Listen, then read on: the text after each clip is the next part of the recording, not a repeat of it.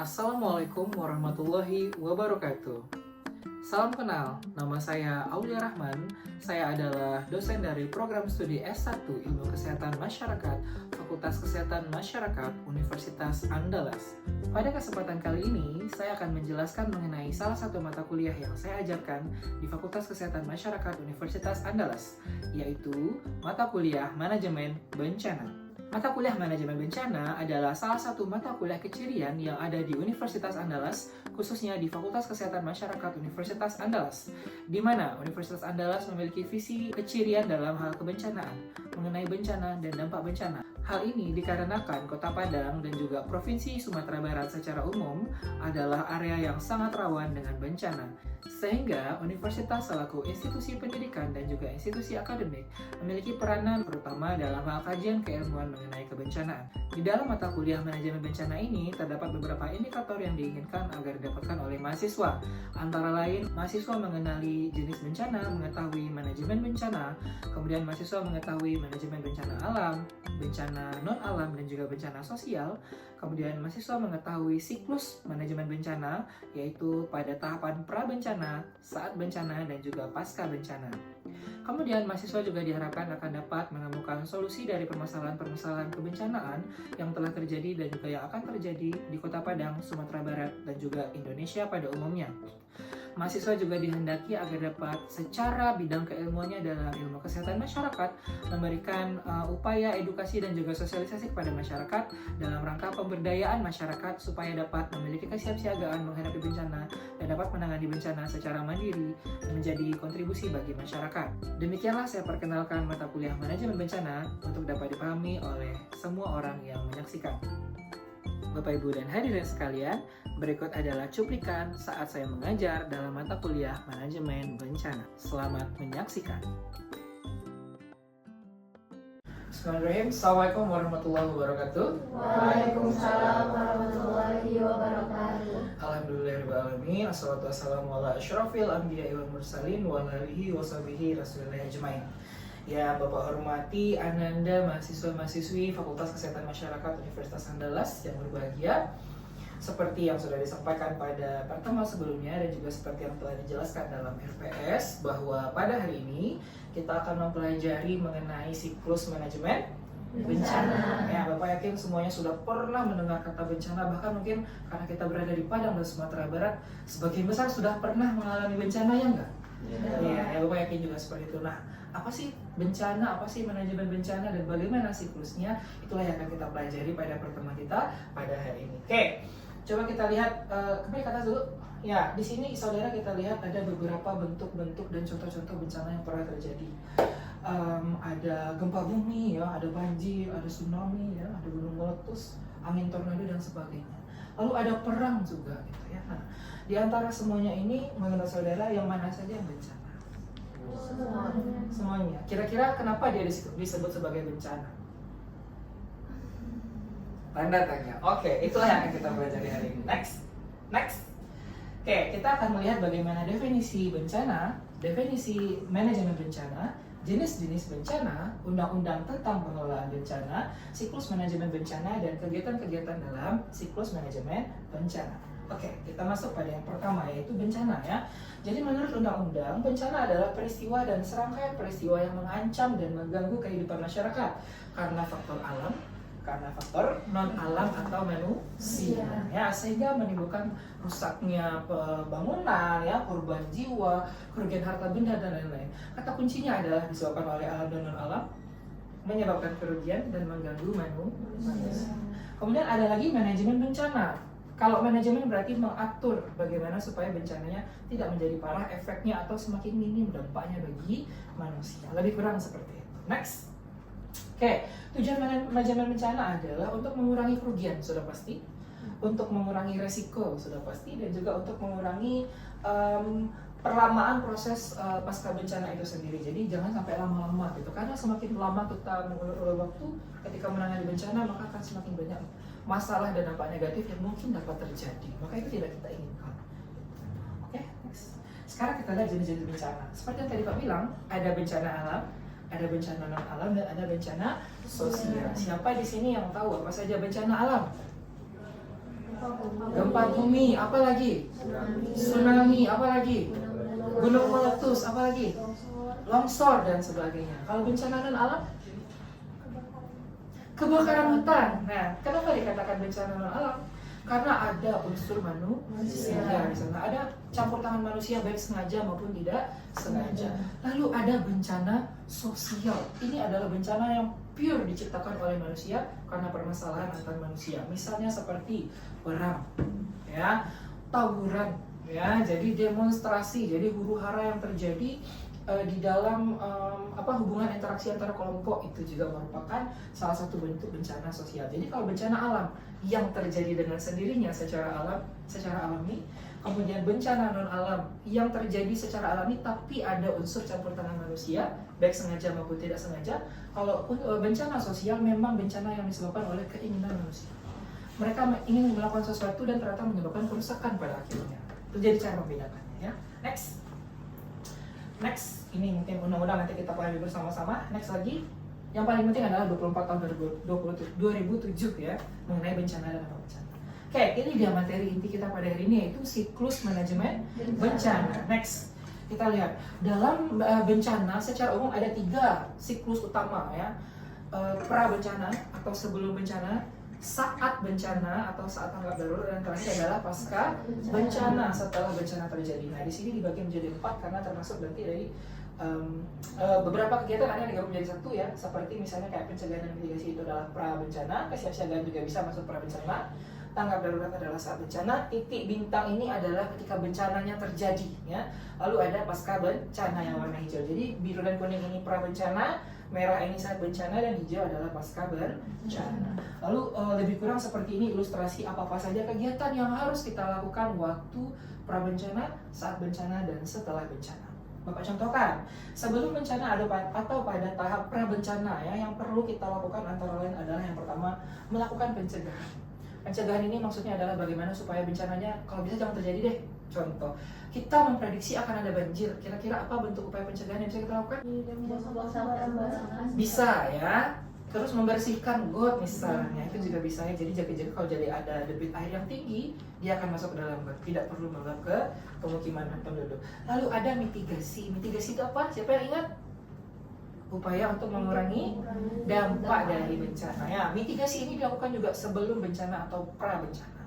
Mitigasi ada 2, struktural dan non struktural. Struktural adalah pembangunan fisik, non struktural adalah yang selain fisik.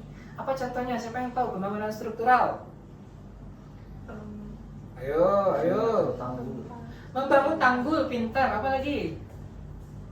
Membangun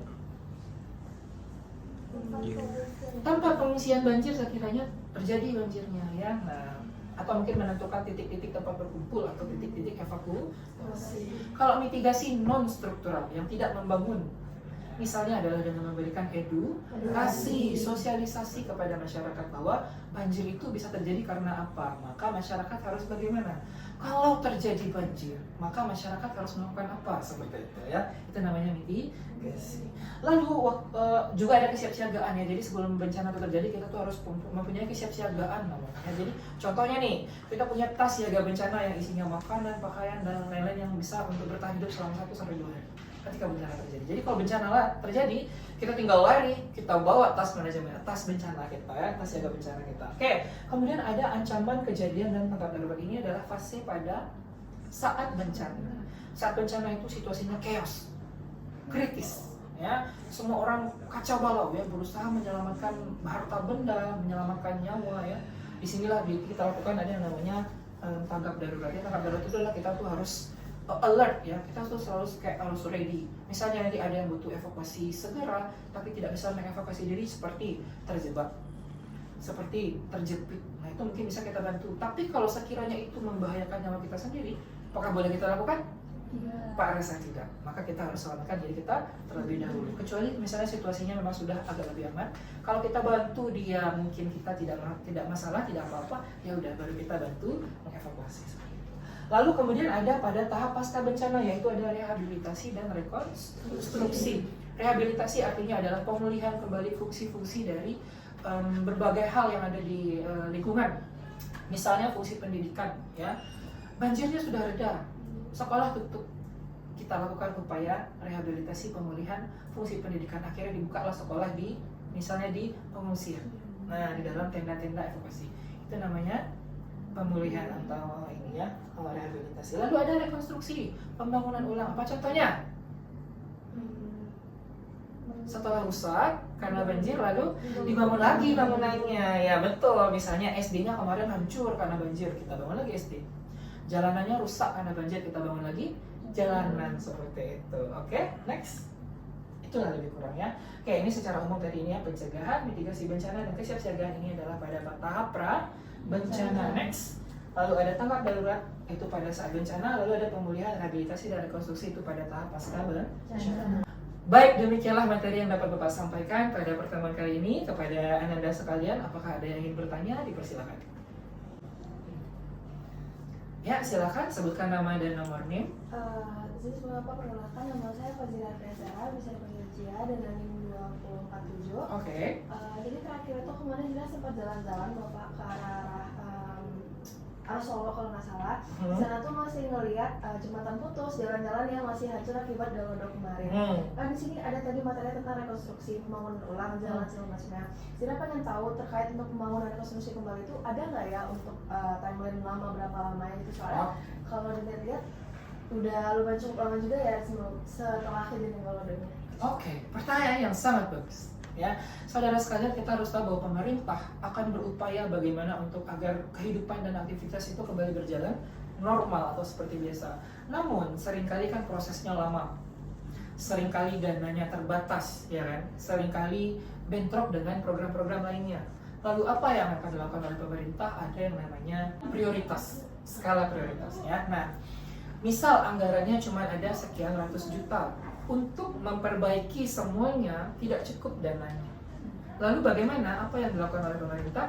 Pemerintah akan berusaha agar bagaimana, yang penting jalan rayanya dulu deh, supaya masyarakat bisa lewat, supaya akses tidak terputus, supaya orang tetap bisa bermobilisasi. Walaupun kiri kanannya seperti yang kita lihat ya, masih banyak reruntuhan, tebingnya belum dibangun ulang ya, belum disemen ulang dan lain-lain.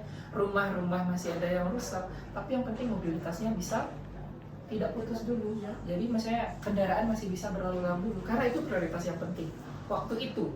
Maka seiring berjalannya waktu, nanti dananya datang lagi, lalu pembangunan bisa menyusul kemudian. Nah, Bapak rasa seperti itu ya. Jadi kita akan memprioritaskan dulu mana yang lebih urgent, mana yang lebih mendesak. Itu yang akan didahulukan. Nanti perlahan-lahan semuanya akan diperbaiki seperti semula lagi. Oke, mungkin butuh waktu yang cukup lama, dan juga mungkin membutuhkan dana yang tidak sedikit jumlahnya gitu. Makanya mereka menerapkan yang namanya skala prioritas. Oke, pertanyaan yang bagus. Ada lagi? Silahkan yang mau bertanya, boleh. Atau mungkin ada yang mau menyampaikan pertanyaan seiring dengan sehubungan dengan pengalamannya waktu menghadapi bencana beberapa waktu yang lalu, boleh?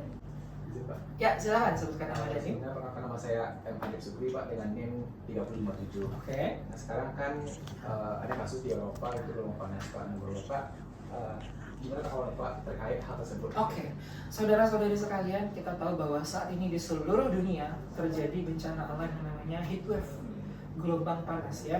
Hal ini disebabkan oleh banyak faktor ya, sehingga akhirnya mulai dari climate change. Pernah dengar tentang climate change, global warming ya, adanya ketidakseimbangan dan kerusakan-kerusakan yang terjadi akibat aktivitas manusia, sehingga menyebabkan bumi mungkin tidak sempurna lagi dalam mengelola dan mengatur keseimbangannya, sehingga pada beberapa titik terjadi kejadian peningkatan suhu yang terlalu tinggi. Yang kita dengar terakhir saat ini adalah di benua Eropa dan di beberapa kawasan di Asia ya, juga ada bahwa suhu di siang hari sampai 40 derajat, bahkan sampai melelehkan aspal, sampai membunuh hewan-hewan ya, sampai terjadi yang terakhir di Prancis kebakaran hutan ya, sangat mengkhawatirkan. Hal ini lebih kurang terjadi memang karena ada faktor alam, tapi juga tidak terlepas dari campur tangan manusia. Kalau Bapak sih akan mengkategorikannya menjadi bencana alam ya, karena tidak 100% karena keadaan alamiah, tapi juga akibat ulah manusia. Nah, hal ini mungkin tidak terjadi di, alhamdulillah di Indonesia mungkin terjadi tapi tidak parah. Kita cuma mungkin karena kita di daerah tropis, suhu tertinggi itu lebih kurang 30 ya, 31 derajat, itu sudah kepanasan. Ya, tapi tetap tentu saja dari kita tentu masih memikirkan juga bagaimana agar kedepannya ini tidak terjadi lagi. Salah satu upaya yang bisa kita lakukan adalah dengan reboisasi. Apa itu reboisasi? Menanamkan kembali hutan-hutan yang telah gundul atau yang telah ditebang. Kenapa? Karena hutan ini mempunyai manfaat yang sangat besar dalam siklus ya, berbagai siklus udara, siklus air ya. Saudara mungkin pernah belajar mengenai siklus hidrologi, siklus hujan dan daur air ya. Hujan, air diserap oleh tanah, nanti di tanah airnya akan ditahan oleh siapa? Oleh pohon, oleh akar pohon. Makanya banjir bandang itu berhubungan dengan pohon ya. Heatwave ini juga ada kaitannya dengan pohon, karena jumlah pohon itu tidak seimbang lagi dengan jumlah panas yang terjadi. Kalau jumlah pohonnya banyak, maka mungkin perlahan-lahan keseimbangannya akan kembali ya, maka mungkin heatwave tidak akan terjadi. Mungkin ozon kita akan membaik, maka periode bumi akan tebal, maka mungkin gelombang panas matahari seperti apapun seimbang aja di bumi gitu ya. Oke, kemudian juga yang bisa kita lakukan adalah melakukan hemat energi. Bagaimana caranya? Misalnya dengan mengurangi kendaraan bermotor, jangan terlalu sering naik kendaraan pribadi. Mungkin kita manfaatkanlah kendaraan umum ya, yang bersama-sama, atau mungkin sering-sering jalan kaki atau bersepeda. Selain untuk menghemat energi, juga untuk membuat kita menjadi sehat gitu ya. Dan juga bisa kita lakukan berbagai hal ya, sebagai saudara, sebagai mahasiswa FKM ya, sebagai mahasiswa kesehatan masyarakat, bisa melakukan edukasi ya, sosialisasi, mengajak masyarakat untuk sama-sama meningkatkan kualitas lingkungan, menjaga lingkungan ya, kemudian menjaga kesehatan juga, supaya mudah-mudahan kedepannya kehidupan kita akan lebih baik. Baik, demikian saja materi yang dapat Bapak sampaikan pada pertemuan kali ini. Bapak ucapkan terima kasih atas perhatian saudara. Bapak doakan kita semuanya selalu sehat dan selalu bersemangat. Terima kasih. Assalamualaikum warahmatullahi wabarakatuh. Waalaikumsalam warahmatullahi wabarakatuh. Bapak dan Ibu, demikianlah video pengajaran dari mata kuliah manajemen bencana. Adapun untuk evaluasi dari mata kuliah ini yaitu dilakukan dengan menggunakan 3 metode. Yang pertama adalah dengan penugasan kelompok, di mana mahasiswa diminta untuk menentukan kasus tertentu yang terjadi di wilayah mereka, kemudian melakukan analisis mengenai kasus tersebut, lalu mempresentasikannya di hadapan teman-teman di kelas, di hadapan kelompok-kelompok lainnya. Nantinya kelompok-kelompok lainnya akan menanggapi dengan memberikan kritikan maupun juga pertanyaan. Dari sana akan dilihat bagaimana aspek pengetahuan dan juga wawasan dan juga kemampuan mahasiswa dalam berkomunikasi dan juga menyelesaikan isu-isu yang dipertanyakan oleh rekan-rekannya. Selanjutnya, penilaian yang kedua adalah dengan pemberian tugas akhir, di mana setelah mahasiswa selesai mengikuti perkuliahan, di akhir pertemuan nantinya akan diberikan sebuah tugas individu kepada para mahasiswa, antara lain dengan meminta pendapat mahasiswa dalam sebuah esai mengenai suatu masalah atau mengenai suatu isu. Yang terakhir, evaluasi dilakukan dengan pelaksanaan ujian akhir semester atau UAS, di mana mahasiswa kemudian diberikan soal-soal untuk dikerjakan sebagai bagian dari penilaian dan juga evaluasi dari mata kuliah manajemen bencana. Bapak dan Ibu, demikianlah video pengajaran untuk sertifikasi dosen yang saya buat ini. Terima kasih banyak atas segala perhatian dan mohon maaf apabila ada kekurangan. Saya ucapkan terima kasih. Saya akhiri billahi taufiq wal hidayah. Assalamualaikum warahmatullahi wabarakatuh.